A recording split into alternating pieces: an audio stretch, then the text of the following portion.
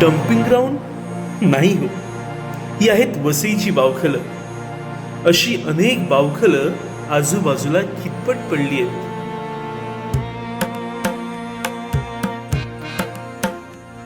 मात्र एका गावानं ठरवलं पूर्वजांचं हे देणं जपायचं. तिन्ही पिढ्या एकत्र आल्या आणि सुरुवात झाली अनेक पिढ्यांपासून मिळालेल्या अनमोल ठेवाला जपण्याची.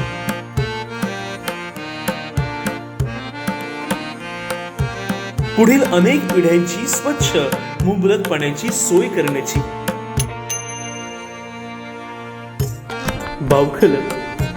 बावखलाचा आपल्या पाण्याशी असणारा थेट संबंध, बावखलावर आढळणारी जैवविविधता, या सगळ्यांचा अभ्यास या गावातील पोरांनी आणि तरुण पिढींनी केला.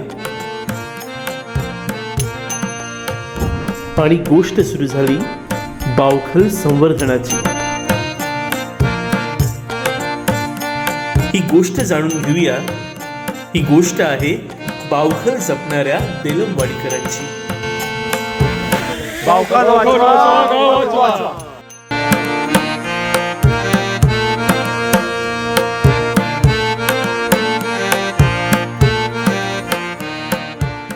नमस्कार, द मिक्स बॅग या यूट्यूब चॅनलवर तुम्ही सगळ्यांचं स्वागत करतोय.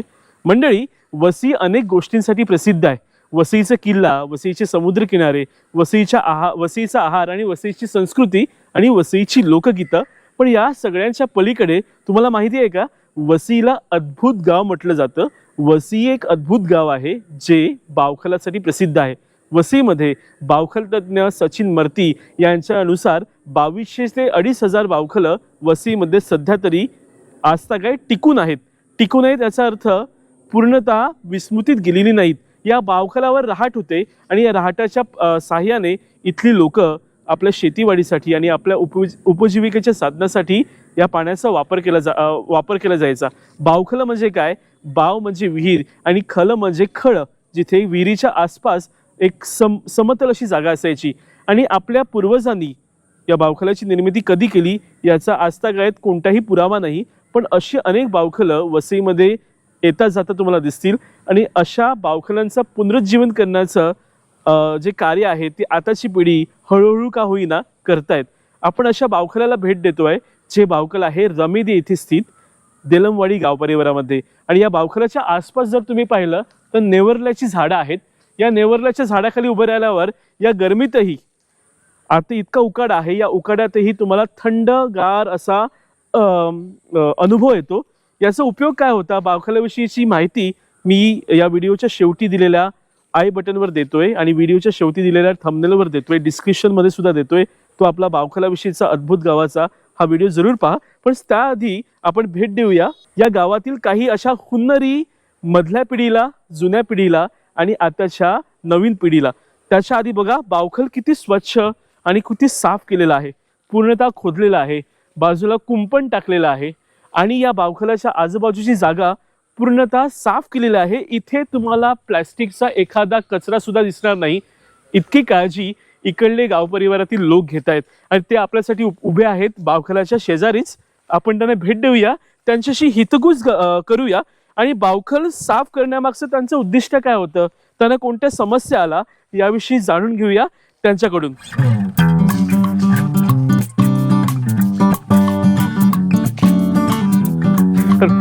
धन्यवाद, तुम्ही आम्हाला बोलवलं त्याबद्दल आणि या बावखलाविषयीची माहिती तुम्ही आमच्या प्रेक्षकांना देतायत त्याबद्दल आम्ही तुमचे आभार मानतो. तर या व्हिडिओमध्ये तुम्ही सुरुवातीच्या पिढीपासून तर अगदी शेवटच्या पिढीपर्यंत 3 पिढ्यांचं बोलणं तुम्ही ऐकणार आहात. तर आपल्यासोबत आहेत मधल्या पिढीतल्या स्त्रिया, ज्या इथे या गावात लग्न करून आल्या. वेरुनिका मॅडम आहेत, सिल्वी मॅडम आहेत आणि रुबी मॅडम आहेत. मला तुम्ही सांगा वेरुनिका ताई, तुम्ही 1984 बोलता तुम्ही सांगितलं की त्या 1980च्या दशकामध्ये तुम्ही इथे आलात. तर तेव्हा बावखलाची स्थिती कशी होती आणि तुमच्या आठवणी बावखलाविषयी काय होते? प्रथम मी 84ला ती लग्न करून आली ना, तेव्हा वेळेला आपल्याकडं अशी सोयीसुखी नव्हती की असे वॉशिंग मशीन किंवा कोणतंही काहीच नव्हतं. तेव्हा इथे बावखलच होतं आणि एवढं साफसुथरं होतं ना की आम्ही ती भांडी पण घासल्यात आणि कपडे पण धुतल्यात आणि मोठे मोठे असे आता पहिल्यांची काय सासूची मोठी मोठी लुगडी ना ते मध्ये मजा यायची, म्हशी अशी सोडायची अशी तळात पाण्यावर तरंगायची. हा ते आणि साफ पण व्हायची ना, अशी काय आपल्या हाताने वगैरे धुल तसं होणार नाही ना, अशी अशी उडवायची अशी, मग मजा यायची अशी धुवायला. अशी साफसुथरं एकदम चांगली होती. मग त्यावेळेच्या सुनांनी बावखलांवर येऊन कपडे सुद्धा धुतलेले आहेत भांडी पण घासली. आणि मग बावखलावर येऊन एकमेकांच्या सुख दुःख सुद्धा तुम्ही वाटलेले असतील. दगड मोठे मोठे दगड व्हायचे आणि त्या दगडावर कपडे धुवायचे. ओके, असं होतं त्यावेळेला. तेव्हा जेव्हा तुम्ही इथे आलात तर तुमच्या माहेरी सुद्धा बावखल असायची? आम्ही पण लहानपणी तिथेच त्यामुळे तुमचं जे लहानपणापासून बावखलाशी कनेक्शन जोडलेलं आहे. तेव्हा कुठे बाथरूम नव्हतं, एवढं बाथरूम आंघोळीला कुठे बाहेर असायचं. बरोबर. आता सुखसोयी आहे, पण पहिला त्याचं काहीच नव्हतं ना. त्यावेळेला बाहेर असं कसं खोपट लावायचं आणि मग ते धुवायचं अंग वगैरे, आणि कपडे सुद्धा कुठे असे नव्हते, म्हणजे तळ्यावरच जायचे. म्हणजे तुमची नाळ जी आहे ती बावखलाशी जोडली आहे, त्यामुळे तुम्ही इथे आल्यावर सुद्धा बावखलाशी कनेक्ट झालात. आणि त्यामुळे आता जे तुम्ही बावखलाचं संवर्धन केलं ते अधिक तुम्ही इतरांना प्रेरणा दिली. आपल्यासोबत आहेत माझ्या मॅडम, सिल्वी मॅडम, ज्यांनी मला लहानपणी शिकवलेलं आहे. तुम्हाला काय वाटतं बावखल इतकं का महत्वाचं आहे आताच्या काळामध्ये? अगोदर आता जसं वेरुणकर मॅडमने सांगितलं की बावखलवर येऊन कपडे धुवायचे, पण आता तशा गोष्टी होत नाहीत. मग आताच बावखल साफ करायची काय गरज आहे? इतरांसारखं तुम्ही बावखल असं दुर्लक्षित का नाही ठेवलं?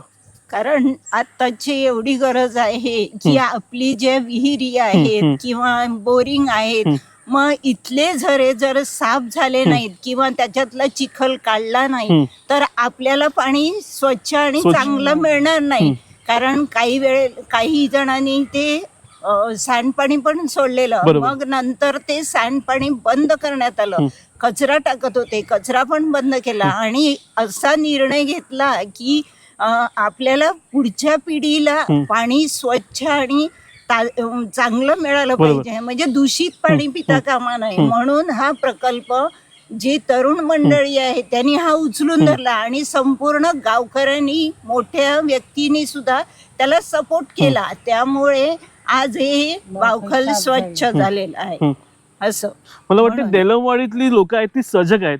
स्वतःच्या स्वार्थ का होईना पण स्वतःचं पिण्याचं पाणी, विहिरीतलं पाणी, बोरवेलचं पाणी स्वच्छ राहण्यासाठी या मधल्या पिढीने, अगोदरच्या पिढीने आणि तरुण पिढीने एकत्र येऊन हे जलस्रोत साफ केले, जेणेकरून त्यांच्या विहिरीमध्ये जे पाण्याचे झरे आहेत ते स्वच्छ यावेत. आणि त्यांनी बाबा आपल्या गावातील आणि आपल्या स्वतःची सोय करून घेतली. तुमच्या आजूबाजूची जर बावखलं अस्वच्छ असतील तर तुम्हाला कसं पाणी येईल हे तुम्हाला नक्कीच माहिती आहे. याविषयीचा एक मी चार्ट या व्हिडिओच्या शेवटी देतोय, तो नक्की पहा. जर तुमच्या आजूबाजूची बावखलं अस्वच्छ असतील तर पुढच्या पिढीसाठी तुम्ही काय वाढून ठेवलंय याचा विचार करा. आपल्यासोबत आहेत रुबी मॅडम, ते सुद्धा आपल्याला सांगतील की बावखलाचं महत्त्व काय आहे. तुम्हाला काय वाटतं? त्यामुळे आता बावखल साफ झालं, त्यामुळे आता आपले म्हणजे सगळे विहिरीचे, बोरिंगचे झरे स्वच्छ झाले. आता बोरिंगला, विहिरीला स्वच्छ पाणी येणार आणि भरपूर पाणी मिळणार. म्हणजे आपल्या पूर्वजांनी माहित नाही किती पिढ्यांपासून हे बावखलं संवर्धन करून ठेवले आहेत आणि त्यांचा वारसा या देलमवाडीतील ही मधली पिढी, नंतरची पिढी आणि आधीची पिढी या तिन्ही पिढ्या सांभाळत आहेत आणि हे खूप उल्लेखनीय बाब आहे. खूप खूप धन्यवाद. थँक्यू. तर हे बावखल अनुभवलेल्या आणि याचे प्रत्यक्ष साक्षीदार असणाऱ्या गावातील सगळ्यात जुन्या पिढीबरोबर आपण आहोत. विन्सन अंकर जे जवळजवळ 80च्या वयापर्यंत पोहोचलेले आहेत. या बावखलाचे इतिहास काय, म्हणजे हे बावखल किती जुनं असेल? तसं सांगायचं झालं तर मी प्रथम माझं ओळख देतो. माझं नाव विन्सन जोसेफ डिकुना आहे. मला इन्शा बोलायचे, परंतु सर्वात जास्त करून वयाने मी मोठा आहे आणि मला त्या बावखलाबद्दलचा अनुभव आहे. आणि या बावखलामध्ये आम्ही पोहले आहोत, खेळले आहोत, बागडले आहोत आणि सर्व काही हे केलेलं आहे. म्हणजे तुमच्या लहानपणी या बावखलाच्या परिसरात तुम्ही खेळलात, बरोबर? खेळले. पण हे बावखल किती जुनं असेल तुम्हाला आठवते? मला तरी वाटतं की मी 10 वर्षाचा असेल तेव्हा इथे राहत फिरत होता.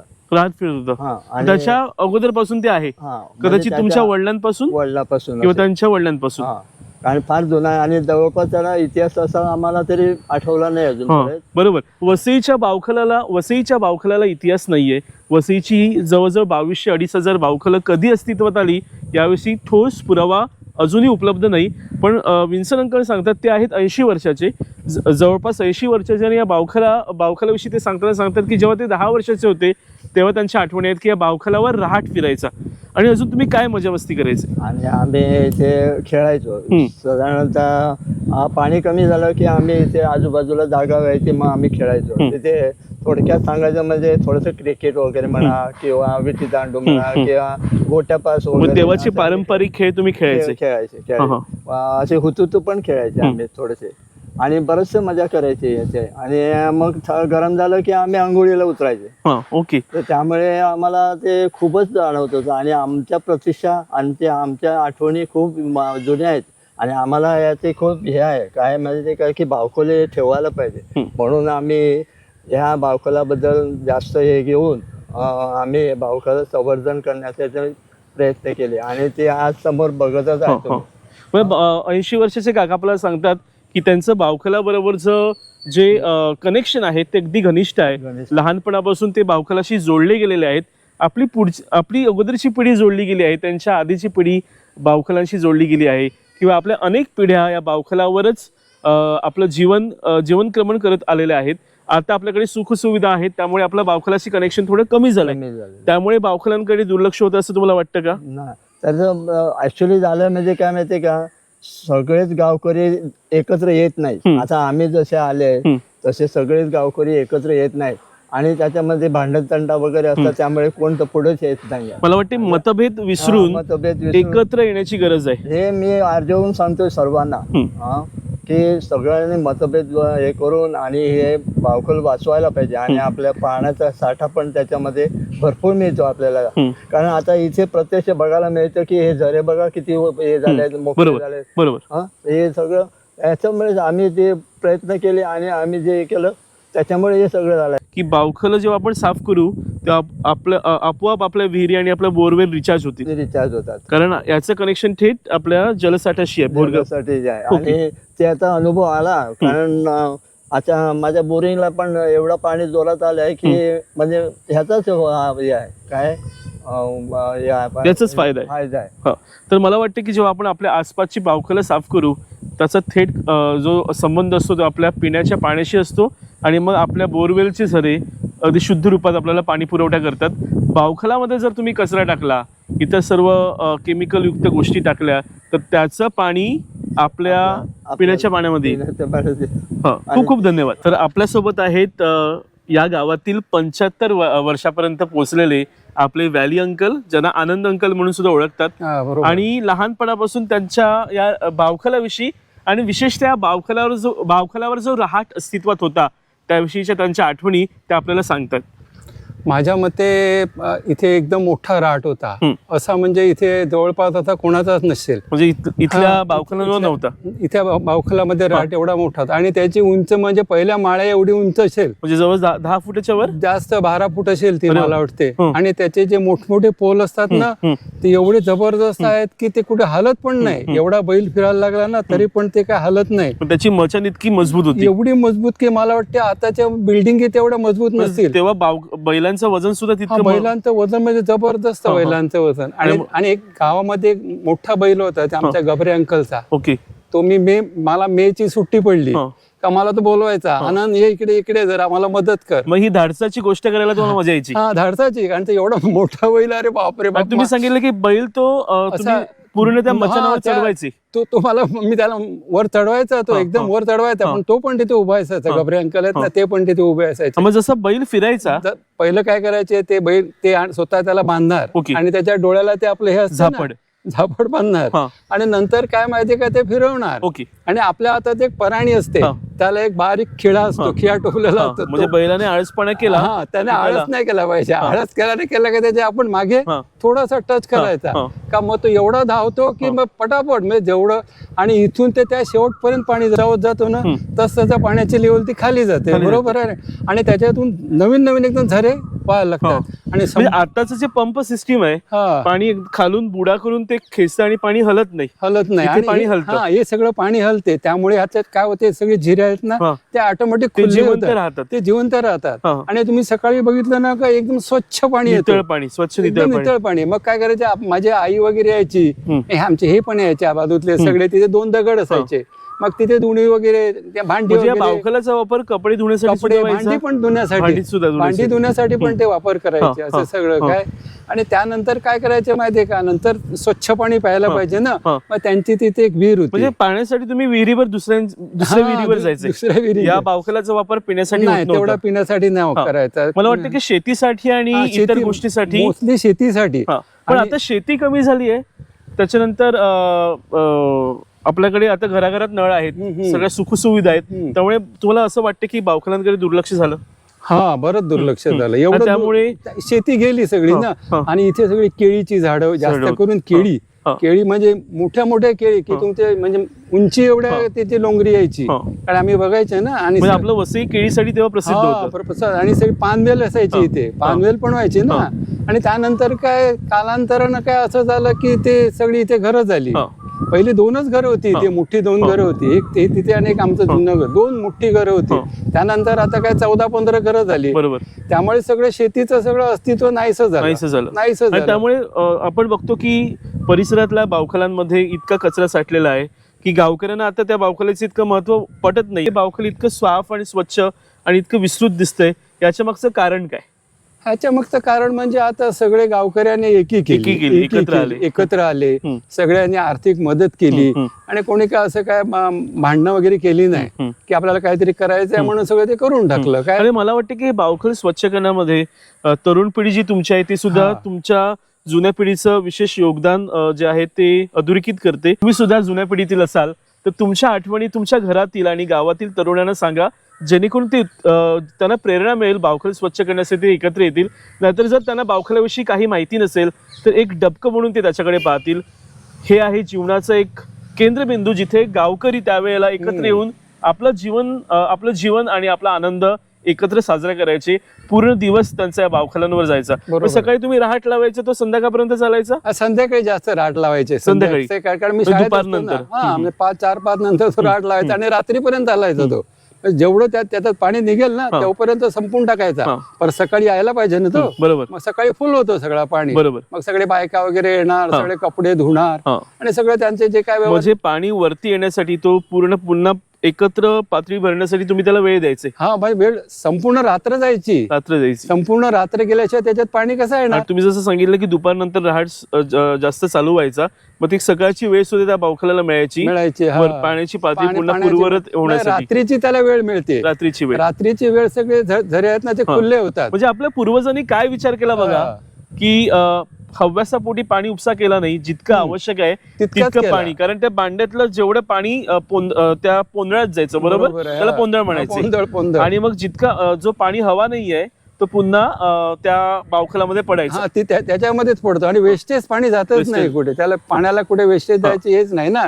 तो जेवढा आहे तेवढा तो त्याच्यात पडणार. एखादी भांडी जरी फुटली ना तरी तो परत पावखलातच. बरोबर. ती मातीची भांडी म्हणजे सगळं काही निसर्गातूनच मिळालेलं होतं. रहाट अनुभवणारी ही पिढी आपल्यासोबत आहे आणि आपल्याला प्रेरणा देते. सगळे हे नारळाचे सगळे हे, बरोबर, काय म्हणतात त्याला, पोकळ करून, नारळाचे पोकळ करून ते सगळे त्याला लावण्यासाठी सगळं काय. आणि मग ते भांडी बांधण्यासाठी सुद्धा तुम्ही केळ्याच्या आपण वाकट्या म्हणतो आपल्या वाडवळी भाषेमध्ये, त्या सगळ्या वापरायच्या. तेव्हा एवढी काय म्हणजे दोऱ्या वगैरे नव्हत्या ना. तुम्ही जी रहाटाची माहिती सांगतेत एक वेगळ्या विश्वात तुम्ही आम्हाला घेऊन गेलात. बरोबर आहे. खूप खूप धन्यवाद. थँक्यू. तर या बावखलाविषयी आपल्याला माहिती सांगतील मधल्या पिढीतले संदीप दादा आणि त्यांच्या आठवणी आहेत या बावखलांविषयी. तर तुमच्या पिढीतली जी मुलं होती तुमच्या गावातली, ती काय मजा करायची या बावखलावर? या बावखलाविषयी सांगायचं म्हणजे जेव्हा आम्ही लहान होतो, म्हणजे 7-8 वर्षाचे, 8-9, आणि मेच्या सुट्टीमध्ये आम्ही याच झाडाखाली मस्त एकदम कुचुंबर बनवायचो. पोपईची कुचुंब, जिथे आपण उभे आहोत इथे इकडेच मस्त नेवरलं. इथे या बावखलाचं एक वैशिष्ट्य आहे की इथे छान अशी नेवरल्याची झाडं आहेत. जवळजवळ 10 ते 12 झाडं आहेत आणि इतक्या सुंदरतेने त्यांनी जतन करून ठेवलेली आहेत. इथे तुम्ही बसून कुचुंबर बनवायचे, मस्त कुचुंबर करायचे आणि ते खोल्यामध्ये करायचे. आपला खोला असतो ना. कुचुंबर कशाचे करायचे? कुचुंबर आपण पोपई, गुरमुळलेली पोपई असतात, गुरमुळलेली पोपई काढायचे. शेती वगैरे भरपूर होते. जसं आपल्याला काकाने सांगितलं की केळीची होती, पपईची झाडं होती. गुरमुळलेली पोपई घ्यायची. मग कोण आपल्या घरातून मीठ आणायचं, कोण साखर आणायचं, कोण चिंच आणायची आणि मसाला. म्हणजे या गोष्टीत सुद्धा तुमच्या पिढी योगदान, खारीचा वाटा. उद्या कोण काय आणणार ना हे सगळं पहिले डिसाईड केलं जायचं. जायचं आणि मग त्या खोल्यामध्ये आम्ही ते मिक्स करून ठेवायचं. आणि 2-3 तास ठेवल्यानंतर मस्त ते रमायचं. मग त्या आपलं साखरेचं पाणी व्हायचं, चिंच त्याला. मग या मधल्या काळात तुम्ही सांगायचे की तुम्ही तरफा बनवायचा आणि त्यावर मग पावसाळा आला ना मग इकडे लोद असायचे, लोदामधून लोद काढायचे आणि त्या बांबूचे आपला हा भेंडीचा बाहेर असतो ना, काठ्या बांधायच्या, काठा आरपार घालायचे. म्हणजे 4-5 बांबू लोद एकत्र केले का मस्त तरफा व्हायचा. मग आम्ही ते पावसाळ्यामध्ये तरफा घेऊन फिरायचो. मग या बावखलावर जेव्हा तुम्ही या तुमच्या लहानपणीच्या आठवणी आहेत तेव्हा रहाट होते का? रहाटाचे फक्त खांबे होते. रहाट म्हणजे ही तुम्ही गोष्ट सांगताय ती जवळजवळ 40 वर्ष अगोदर, 40 वर्ष म्हणजे 40 वर्ष अगोदर रहाट बंद झाला होता. म्हणजे तुम्हाला स्मृती नाहीये की रहाट इथे चालायचं? बघितला ना मी, फक्त एक रहाट समोरच्या बावखलामध्ये रहाट होता, तो चालू होता. पण इकडे फक्त आपले मोठे खांब असतात, मोठे खांब होते, 4 खांब दिसायचे. म्हणजे जसे गरज संपली तसे वसईतल्या बावखलांवरचे रहाट सुद्धा हळूहळू कमी झाले. आणि आता जशी गरज संपत चालली आहे, आपल्याला सगळ्या गोष्टी मुबलक मिळत आहेत, पाणी मुबलक मिळतोय, तसं मला वाटतं बावखलाचं अस्तित्व सुद्धा रहाटाप्रमाणे धोक्यात येते असं तुम्हाला वाटतंय, बरोबर? आणि आता समजा हे तुम्ही बावखल साफ केलंय, तुम्हाला काय गरज वाटली मधल्या पिढीला, की काय असं तुमचं एक वेगळं कनेक्शन होतं बावखलांबरोबर, की तुम्हाला वाटलं की चला रे बाबा साफ करूया? तुम्हाला असं का नाही वाटलं की आपण घरात आहोत, आपलं अर्ध आयुष्य झालंय, आपलं आयुष्य झालंय, म्हणजे पुढच्या पिढीसाठी आपण काहीतरी करून ठेवलं पाहिजे, आठवण ठेवली पाहिजे की इकडे बावखल होतं. आणि बावखलाचं महत्व एवढं आहे का त्याच्याने पाणी आपल्या झरे साफ होतात. जवळ यामधून 6-7 फूट जवळजवळ चिखल काढलाय, 6 ते 7 फूट गाळ काढले. म्हणजे बावखल साफ करताना कोणता कचरा निघाला इथून? आता तो चिखल झालेला आहे, सगळं चिखलच होतं, प्लास्टिक वगैरे नाही, प्लास्टिक वगैरे काही नव्हतं. पण एक हा मुद्दा मला अधोरेखित करावा असं वाटतोय की इथल्या गावकऱ्यांनी या बावखलामध्ये कधीच कचरा टाकला नाही. म्हणजे आता जे आपण प्लास्टिकचं बावखल म्हणतो, जिथे पाणी अस्तित्वातच नाहीये, फक्त प्लास्टिक आहे, असं या बावखलाची स्थिती कधीच अजिबात झाली नाही. फक्त तिकडे थोडा कचरा टाकायचा. पण तो नंतर आम्ही एकत्र डिसिजन घेऊन तो बंद केला. जेव्हा साफ करायला गेलेलो 15 वर्ष अगोदर जेव्हा साफ करायला सुरुवात केली तेव्हा डिसिजन घेतलं. मला वाटतं की जेव्हा सार्वजनिक जागा असते तेव्हा कोणी येऊन त्या जागेवर काही करतं ते आपल्याला पटत नाही. पण हे गावकरी जे आहेत तुमचे, ते एकत्र येऊन या सगळे जे तुम्ही डिसिजन घेतलेले आहेत ते तंतोतंत पाळल्यामुळे हे बावखल, स्वच्छ बावखल जर तुम्ही पाहिलं तितकं सुंदरतेने साफ बावखल तुम्ही इथे पाहू शकता. अजून मला एक प्रश्न विचारायचा होता की आता जी तुमची पुढची पिढी आहे, म्हणजे तुमची जी मुलं आहेत, त्यांना तुम्ही बावखलाविषयी कसं प्रेरित करता, त्यांना काय आठवणी सांगता? त्यांना आम्ही जे तुला सांगितलं तेच आठवणी सांगतो. दुसऱ्या इकडे म्हणजे केवढी मजा करायची. म्हणजे आमच्या वेळी आपले स्नॅक्स वगैरे खायचे, वेफर वगैरे नव्हतं, पण तेव्हाच फक्त एक खाण्याचं साधन म्हणजे काय, घरामध्ये कुचुंबर ते ओके. दुपारीचं जेवण, रात्रीचं जेवण, दुपारी वगैरे काय स्नॅक्स बिस्किट वगैरे काही नव्हते आमच्या. आता जर आपण फराळ म्हणजे लेस किंवा आपण जे काही स्नॅक्स मुलांना अवेलेबल असतात, मुलं टीव्ही समोर बसतात, तेव्हा तुम्ही निसर्गाच्या बसून खायचं ते. आणि मग थंडावा असायचा. तुमच्या पिढीचा हा एक कट्टा होता, मित्रांचा जमण्याचा, विरंगुळ्याचं एक केंद्र होतं, आणि तुमच्या अगोदरच्या पिढीसाठी हे एक उपजीविकेचं साधन होतं. खूप खूप धन्यवाद.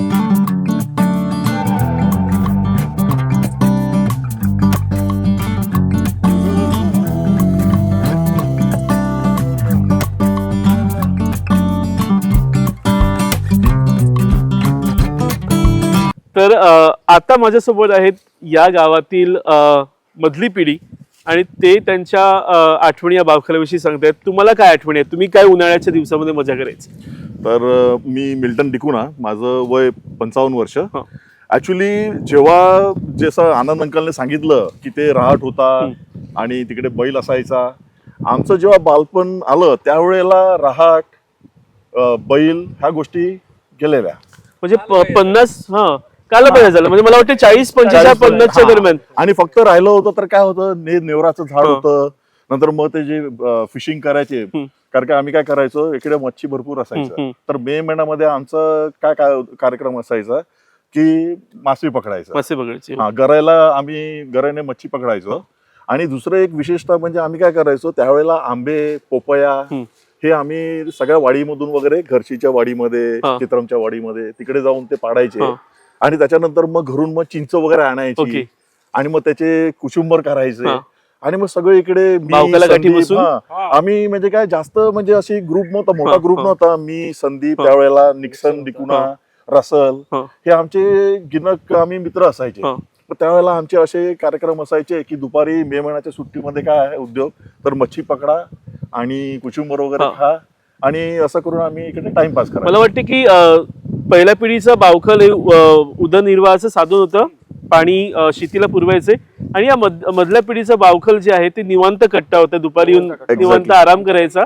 अशाच पद्धतीचं आपण कच्च्या कैरीचं सुद्धा आंब्याचं आम्ही फुल करायचं. फुलं म्हणजे काय, आंब्याच्या करवे करवे कापायचं, आतमध्ये कोय काढायची, त्यामध्ये मीठ, आपलं चिंच, साखर, आणि परत ते बांधायचं सुतानी.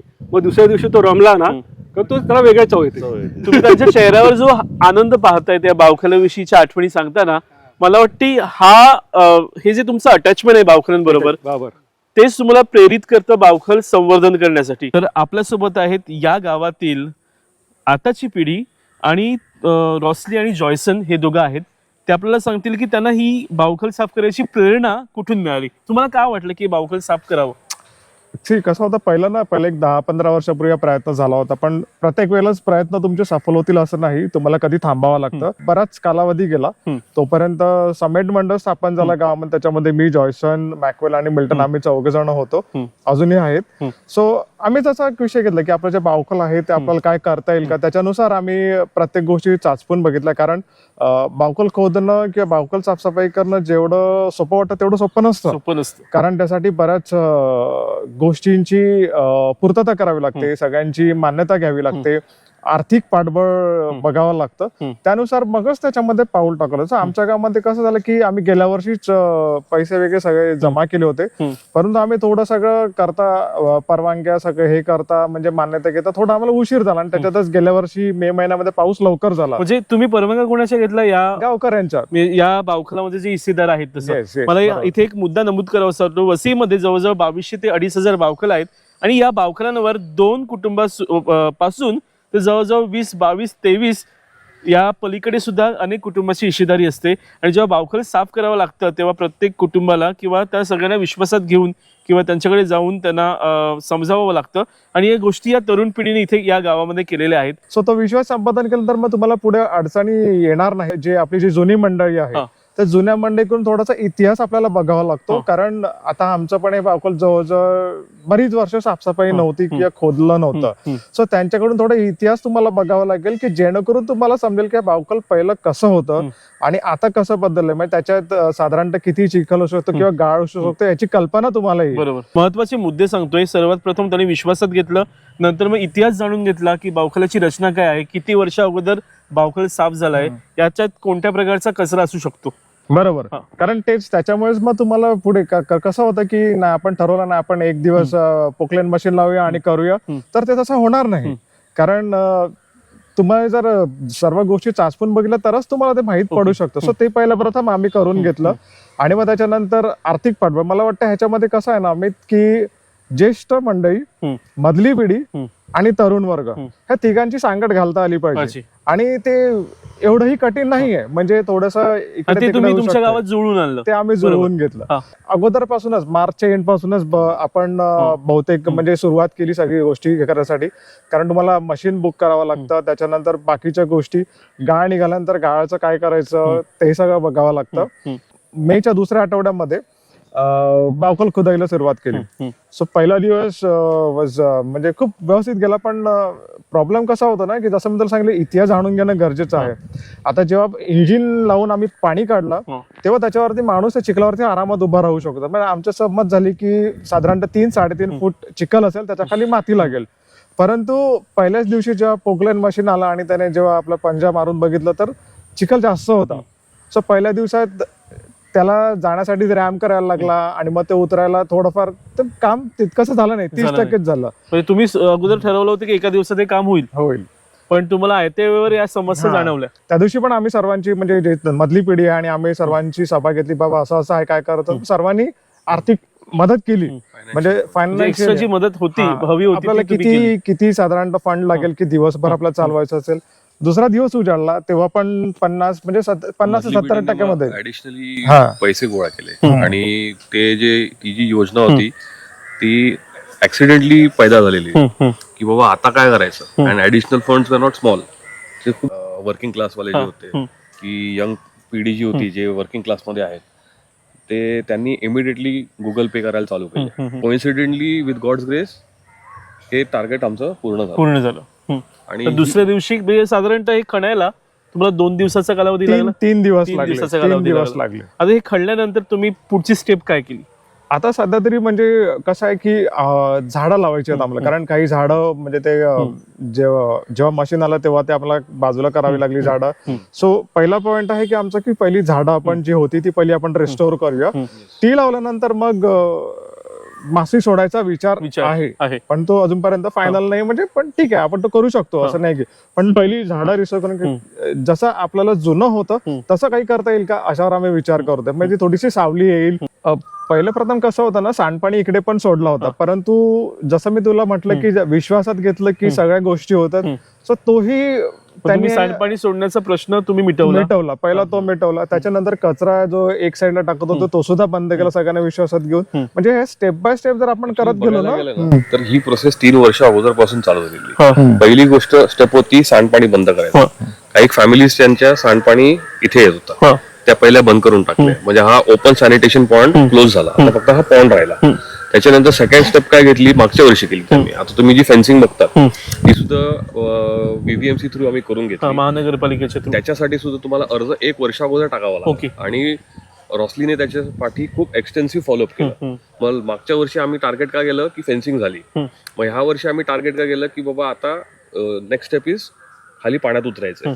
आणि ह्या वर्षी सुद्धा आम्ही खूप स्केप्टिकल होते की काय करायचं. म्हणजे आम्ही एव्हरी संडेला, मार्च महिन्यापासून एव्हरी संडेला आम्ही 4 जण इकडे भेटायचो, दगड मारून बघायचो किती डेप्थ आहे, पाणी खाली उतरत नाहीये, पाणी खाली उतरत नाहीये. मग शेवटी डिसिजन घेतलं की आपल्याला आता we have to go for the pump जो पाणी काढायला लागेल. मग त्याच्याने मग बजेट वाढलं. मग मागच्या वर्षीचं थोडं बजेट होतं, या वर्षी मग थोडं बजेट अजून बजेट काढलं, तरीही आम्हाला बजेटचा इश्यू झाला. तर थोडक्यात सांगू इच्छितो की जी यंग पिढी आहे आमच्या गावातली, त्यांनी हा जो आम्ही ही जी योजना राखली, all credit goes to them. आता मला तुम्ही सांगा की एकत्र तुम्ही जे आलात, साधारणतः किती लोकांची टीम आहे की प्रत्यक्ष या फील्डवर येऊन तुम्ही काम केलंय? म्हणजे त्याच्या मागे लागलं. क्रॉसलीचं तुम्ही नाव सांगितलं, राईट. तुम्ही किती जण होते? सांगितलं प्रमाणे आमच्या गावामध्ये आम्ही 4 जणांची एक टीम आहे, समझोता मंडळ ज्याला आम्ही म्हणतो. म्हणजे बेसिकली समजवता पण करतो आणि गावातली कामं पण करून घेतो. सो अजून नेक्स्ट इयरचं अजून एक टार्गेट आम्ही धरलेलं आहे की पेवर ब्लॉक्स करून पुढे जायचंय. ते पण एक टार्गेट आहे. सगळ्यांना एकच हे आहे, कन्क्लुजन असं आहे की जी वर्किंग क्लास पिढी आहे ते जरी एकत्र आले आणि त्यांनी आपापल्या घरातल्या लोकांना समजूत दिलं, तरी ही प्रोजेक्ट अशी इंडिव्हिज्युअल तरेवरती कम्प्लीट होऊ शकतात. म्हणजे आता ते आपल्या वसईमध्ये इतकी बावखल आहेत, किंवा तुम्ही रमेदीचे आहात, रमेदीमध्ये किंवा इतर पॅरिशेसमध्ये इतकी बावखल आहेत, जे तुम्ही व्हिडिओ बघता तुम्हाला असं वाटत असेल की बावखलं साफ व्हावीत, मग त्याच्यासाठी सुरुवात कशी करावी. या दोघांचा अनुभव त्यांनी जो शेअर केला तो गाठीशी घेऊन तुम्ही त्याप्रमाणे पावलं टाकायला लागतील. मला असे की पॉईंट सांगा की आता एखाद्या गावाला बावखल साफ करायचं आहे, काही गावामध्ये एकापेक्षा 2 म्हणजे एकापेक्षा जास्त पण बावखल आहेत, एखाद्या बावखलापासून सुरुवात करायची असेल तर काय स्टेप्स त्यांनी घेतल्या पाहिजेत तुमच्या अनुभवावरून? मी एक पहिली स्टेप सांगेल, पुढची रॉसली सांगू शकेल. पहिली स्टेप म्हणजे तुमच्या गावातली जेवढी पण घरं आहेत आणि सातबावरती नाव आहेत, पहिली ती समजून घ्या आणि त्यांचे पहिले कन्सेंट घ्या. ओके. आफ्टर कन्सेंट एव्हरीथिंग गो स्मूथ. रॉसली सांगू शकतो की लिगल मॅटर्स काय काय आहेत, की व्हीव्हीएमसी थ्रू किती मदत करावी लागते. ही कॅन टेल रॉसली. आता जसं जॉयसने सांगितलं सगळ्यांची परवानगी, पण हे असे जे प्रोजेक्ट असतात त्याच्यामध्ये ना ज्यांचा हिस्सा नाहीये ना ते सुद्धा अधिक उत्साही असतात. सो त्यांनाही घेणं गरजेचं आहे. आमच्या गावात पण आम्ही तसं केलं आणि तसे आले. नेक्स्ट स्टेप आहे, तुम्हाला जी सामग्री लागते सगळी, पोकलेन मशीन आहे काय. आता जी आमची फेन्सिंग झाली ती फेन्सिंग आम्हाला म्हणजे कसं होतं की बावकलातून पाणी बाहेर यायचं आणि सगळ्या रस्त्यावर जमायचं, म्हणून ती संरक्षक भिंत म्हणून आम्हाला बांधून दिली गेली. परंतु ही सगळी गोष्टी करताना किंवा नंतर तुम्हाला खणायचं आहे त्यासाठी मशीन काय आहे, त्यासाठी तुम्हाला कॉन्टॅक्ट्स जरुरीचे असतात. सो आम्हाला ह्या कॉन्टॅक्टसाठी क्लेटस कोलासो हा जो आपला एक युवक आहे त्यांनी आम्हाला फार मदत केली हे सगळं जुळवाजुळव करण्यासाठी. व्यवस्थित करू शकेल म्हणजे एक 4 ते 5 जणांची तुम्ही कमिटी करा, त्याच्यामध्ये जे ठरवा आणि तसे तुम्ही सभा घ्या आणि त्यांना तुम्ही फायदे सांगा किंवा तोटे असतील तेही सांगा. 4 जणांची टीम केली किंवा 4-5 जणांची टीम केली, ते सगळे निर्णय घेतील, पण इतरांना खालच्या सगळ्या लोकांना विश्वासात घेऊन मग ते निर्णय घेतले, तर मग सगळं गोंधळ होईल. ओके. आणि ते सगळ्या गोष्टींची जुळवाजुळव करण्यासाठी तुम्ही आधीच त्या सर्व गोष्टी म्हणजे त्या बाबी तपासणं गरजेचं आहे. नाहीतर मग अरे झालं आता मे महिना अर्धा झाला, आता आपल्याला मशीन मिळत नाही असं व्हायला नको. सो ह्या सर्व गोष्टींची जर सांगड घातली ना तर सगळं काही व्यवस्थित होऊ शकतं. तर मंडळी, या बावखल्याविषयी त्यांची तळमळ तुम्ही जाणून घेतली. त्यांची तळमळ तुम्हाला कशी वाटली? त्यांना प्रोत्साहन देण्यासाठी नक्कीच कमेंटमध्ये आपल्या प्रतिक्रिया लिहा. मी इथे माझं इन्स्टाचं ID शेअर करतोय, त्यावर तुम्ही तुमचं बावखल जर साफ केलं असेल किंवा तुम्हाला याविषयी अधिक जाणून घ्यायचं असेल तर नक्कीच मला मेसेज करा आणि या व्हिडिओ खाली आपले कमेंट आणि प्रतिक्रिया सोडायला विसरू नका. या व्हिडिओमध्ये तुम्ही आम्हाला सहकार्य केलं, बावखल्याविषयी माहिती दिली, तुमचे अनुभव शेअर केले, त्याबद्दल आम्ही तुमचे आभार मानतो. हा व्हिडिओ तुम्हाला जर आवडला असेल तर नक्कीच तुमच्या गाव परिवारातील अशा बावखल प्रेमींना, पर्यावरण प्रेमींना शेअर करा आणि आमचे इतर व्हिडिओ पाहण्यासाठी आमच्या व्हिडिओला सबस्क्राईब करायला, आमच्या चॅनलला सबस्क्राईब करायला विसरू नका. खूप खूप धन्यवाद.